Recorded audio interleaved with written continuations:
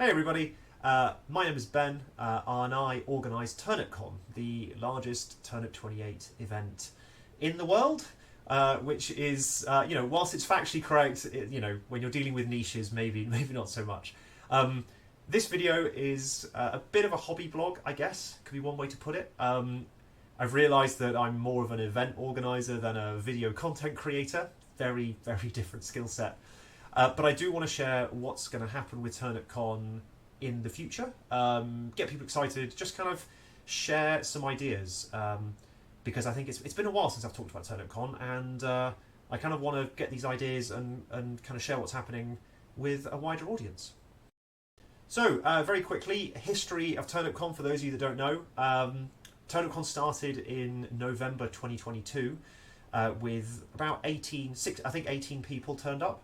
And since then, it's been running every 6 months, so November, May, and it's grown every single time. Every event has been bigger than the last, with a longer wait list as well for like reserve tickets and so on. Over that time, over the last kind of 3.5, nearly 4 years now, it's been obvious that it's kind of lost a little something. I have had people tell me that TurnipCon has lost its magic or losing its magic. It's just a big event, and I think that I've been kind of sleeping on it for too long, and I think it's time to shake things up a little bit and really find a way to get TurnipCon to the masses, and handle like all the interest that it's getting, which is fantastic. So, where are we right now? TurnipCon sits... TurnipCon 8, which is coming up now. TurnipCon 8 is about 2 months away. It is a 76 capacity event that has sold out completely. And there is also a wait list, a reserve list, of nearly 50. Now, I also know on top of that, there's about 10 or 20 people that have told me they're actively not signing onto the reserve list so that other people can get tickets. So we're looking at TurnipCon being, hypothetically, 120 to 130 capacity event, which is staggering. Like, anybody involved in Turnip 28 or even part of the TurnipCon bubble, like, these things don't happen for indie games. I don't know of many other indie games that can confidently say they can pull in a 100+ capacity event. For starters, thank you. Everybody that has come to a TurnipCon, I mean this from the bottom of my heart, thank you. And those of you that are involved in the hobby elsewhere or kind of just haven't come up to a TurnipCon, Turnip 28 is not a dead game by any stretch. It's not a dead community by any stretch. But what kind of, with TurnipCon is constantly like growing, like how can I fit those extra 50 people or so on the wait list into an event? Because I think they deserve it. I think everyone should have an opportunity to be able to go to attend a TurnipCon, see just the sheer scale of silliness, see all the armies, meet new friends, talk to people, catch... Like, it's just a staggering day. It's fantastic. But how can I get, 76 up to 130 odd? And unfortunately, it's really difficult. 76 that I am at the moment is really the max kind of hobby venue size that I can get comfortably. Beyond that, you're looking at convention centres, you're looking at hotels, you're looking at much bigger venues. And with them, unfortunately, comes an enormous price tag. The kind of hobby store, price per head is like a certain value, and then conventions just go boom. And it's staggering. And if TurnipCon was to go into like a big convention centre or a big hotel, that sort of thing, the ticket price would have to increase. And that is something I am not comfortable doing at all. I don't think TurnipCon tickets should be more than 30-35 quid. I can't, nah. And I think the reason for that is because TurnipCon is not my main source of income. It's a hobby, and all I want out of TurnipCon is two things: one, for the community to enjoy it, and two, for me to be able to buy, a beer, a coffee, and a sweet pastry at some, a couple of times a year, which should be more than enough. So what happens next? I think that's kind of, with all that as a kind of like expectation and explaining what's going on, I think now, like, I've done some thinking, I've spoken to a lot of people, and yeah, TurnipCon is going to change a little bit in the future for the better. So, what is happening next? Well, I spoke about obviously conventions being extortionate and not the direction that I want to take TurnipCon. So the other option is, well, what if I do more TurnipCons, right? I can fit more, more, instead of increasing the venue, just have more events.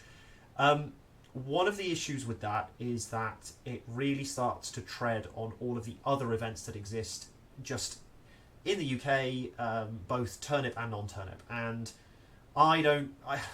yeah, I could expand TurnipCon massively and do more events, but I think other people should do other stuff.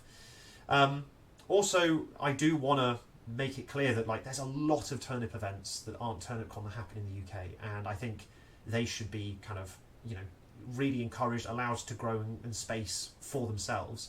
For those of you that are interested in other Turnip 28 events that happen around, there's a list on the TurnipCon website, and all of that will be linked below in the video description. So, TurnipCon can't really have more events per se, and isn't going to go into a bigger venue. Well, I'm going to do kind of a little bit of, well, yeah, just a little bit of extra events.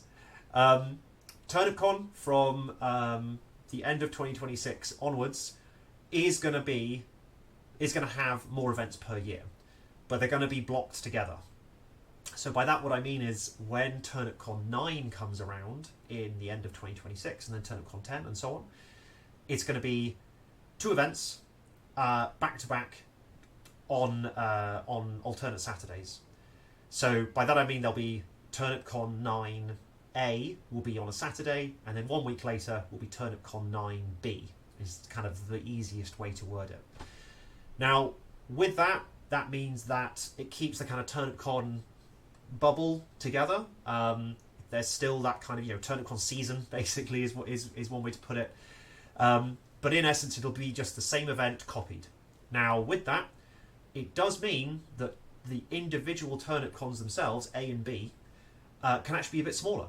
So, if anyone has been to a TurnipCon and thought, like, wow, this is overwhelming, this is massive, maybe, can probably bring it back down a bit, maybe to like 60 people, and run it like that. There's a lot of details that need to be ironed out, and there's a lot of budget and venues and geography that need to be taken. All of that I'll be working on behind the scenes. But I think it's when I've got a list of 50 people that are saying, hey, I want to come to TurnipCon, but you're full. I mean, man, that just sucks. I want everyone to come. So, yeah. So, watch this space for further details. But hopefully, having these two TurnipCons back to back means it also doesn't step on all of the other turnip events that happen throughout the year. Like Grimsby, Huddersfield, Essex, kind of Hinckley, Scotland as well, all sorts. But yeah, and also it means that more people can attend a TurnipCon, because it's just fun. It's just great. For those of you that haven't come to a TurnipCon, please come along. If not, and if you kind of want to see the pomp and ceremony of it, all the pictures are on the TurnipCon website. But hopefully, yeah, from this point onwards, from the end of 2026 onwards into 2027, TurnipCon will have a kind of, this A and B event. I'll think of a better name, I promise you that. But yeah, we'll take it from there. What else? I think that's kind of it. I want to kind of put a lot more effort into like scenarios. So custom scenarios are going to start to become more of a thing at TurnipCon. Prizes are going to start to become slightly more of a thing. They are a massive money sink, and as I said, I want to give people something, but not totally bankrupt myself. So that balance is being worked out more. For people who say that TurnipCon has lost its magic, I propose the counter, which is that it's just a different kind of magic. And Turnip 28 is in a really good place. Cool. That's kind of it. I kind of ramble forever about this. I absolutely love TurnipCon. I love seeing everyone there. So I'm going to wrap up this video. Thank you for listening. Hopefully this kind of excites you if you are interested in attending TurnipCon in the future. All details will be on the TurnipCon website, where you can send me an email, contact me, comment below. Yeah, all the best, folks. Hope to see you at a future event.